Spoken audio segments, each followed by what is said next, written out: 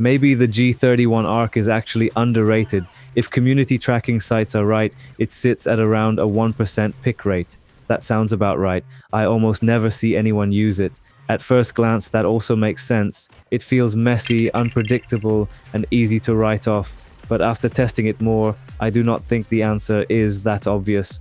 So the real question is this: is the G31 Arc actually underrated, or is it dismissed for good reason?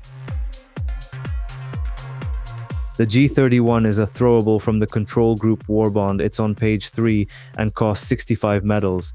And right now you can carry up to 5 of them. Unlike most grenades, you cannot cook it. Once it lands, it starts releasing bursts of electricity, 5 to be exact. And after each burst, it bounces again in a random direction. So this is not a normal grenade with one clean explosion. It is a chaotic utility grenade that keeps moving and keeps discharging. It also has heavy penetration, and it can stun enemies for about 1.5 seconds. And it can also hit you and your teammates, which is a big reason why the grenade feels so chaotic.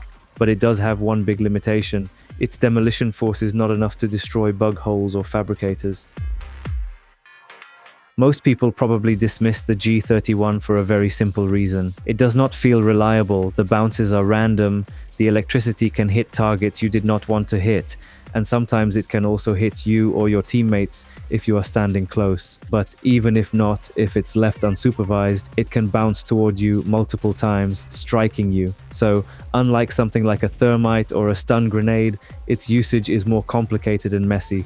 It also cannot destroy bug holes or fabricators, which already makes it less useful for a lot of players. Furthermore, it comes from a warbond. It's not a bad warbond, but it's also not in the top 3 most popular warbonds. Also, there is a bug that has been ongoing for a long time now. The arc grenade doesn't show kill streaks, and that can take away a lot from the satisfaction. I had times when I killed dozens of enemies, but I didn't have the feedback. That can feel bad, even if it's just a UI element. And because of all that, the grenade is easy to write off as messy, inconsistent, or just not worth the slot. So why can the G31 actually be good? Because when placed right, it not only explodes and disappears, it keeps bouncing, damaging, and stunning enemies, basically locking down an area. That becomes especially useful when enemies are chasing you through tighter spaces, bunching around an objective, or even when a patrol group detects you. And the stun matters too. Even when the damage is not enough to kill everything, stopping enemies for a moment can still give you room. For example, it can hold a charger or a Hulk in place long enough for you to pull out your anti-tank weapon and finish the job. And because it has heavy penetration, it can also kill them, not just stun them. Though that sometimes depends on luck, and usually you will need more than one nade. I personally prefer to use it against automatons because the grenade needs a bit of time to activate. Bugs can rush you, walking out its radius, but bots are slower, making them an easy target. So the value of this grenade is not clean burst damage, it is disruption. It slows pushes, punishes clumped enemies, and keeps creating value longer than most grenades do. And it can shine on harder difficulties when there is a bot drop or bug breach and enemies are tightly packed. That can make it feel much better than people expect. That is why I think the G31 can actually be good. The biggest problem with the arc grenade is its unpredictability. Sometimes you throw the G31 into a big group and it barely does anything because it bounces away too fast. Other times it stays in a good spot and destroys everything. And sometimes you stop paying attention for 1 second and suddenly it is right in your face, killing you. So even with 5 uses, the grenade can still feel inconsistent because 2 or 3 bad bounces can waste a lot of its value. Then there is the friendly fire problem. If you throw an orbital barrage, everyone can see the danger zone. If you throw a gas grenade, the cloud is visible and it stays in one place. In the case of the G31, you can never know because of the bounces. And between the electricity strikes, you can barely see the grenade. There is no clear indication that it's there. So if a teammate is not careful, they can easily walk inside it without knowing that it is there. It's also bad against bigger units like Bile Titans or Factory Striders because it can't stun them. The other problem is that it can't destroy bug holes or fabricators, so you need to rely on other weapons or stratagems. And honestly, I think that is part of why it still feels held back.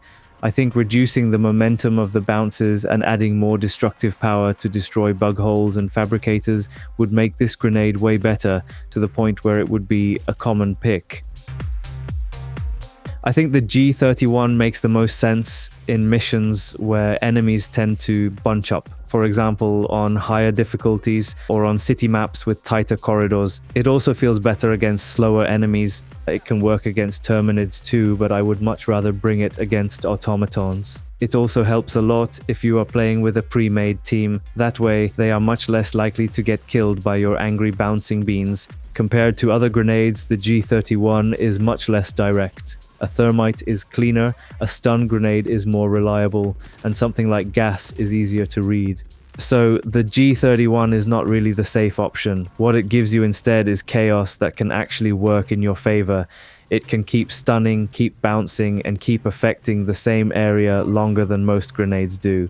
That makes it worse for clean, predictable utility, but better for messy fights where enemies are grouped up and pushing through the same space. So to me, the G31 is not competing with the best grenades by being more reliable. It is competing by doing something weirder that sometimes fits the situation better.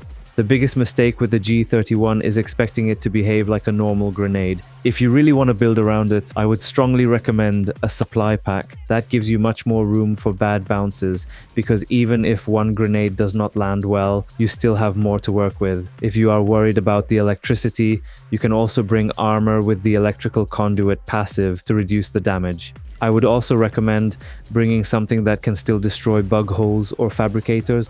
For example, a crossbow as your primary or a grenade pistol as your secondary. So is the G31 Arc actually underrated? I think yes, but only to a point. It is not a top tier grenade and it still has problems. The random bounces can waste value, it can kill you or your teammates, and the lack of demolition utility really hurts it. But even with all of that, I still think most people underrate it, because when you use it in the right situations, it can control space, stun heavy enemies, and keep affecting the fight much longer than a normal grenade. So no, I do not think the G31 Arc is secretly overpowered. But I also do not think it deserves to sit at around a 1% pick rate. It is not amazing everywhere, and it is definitely not for everyone. But in the right hands and in the right missions, it is much better than its reputation. I do community polls on the channel pretty often, and sometimes they lead to the next video, so check out the channel if you want to help shape what I cover next. If you enjoyed the video, feel free to like, subscribe, and let me know your thoughts in the comments. And if you want to support the channel extra, you can also join as a member. There are 2 tiers, and if you want your name to appear on the support wall at the end of my videos, join the higher tier. Thanks for watching.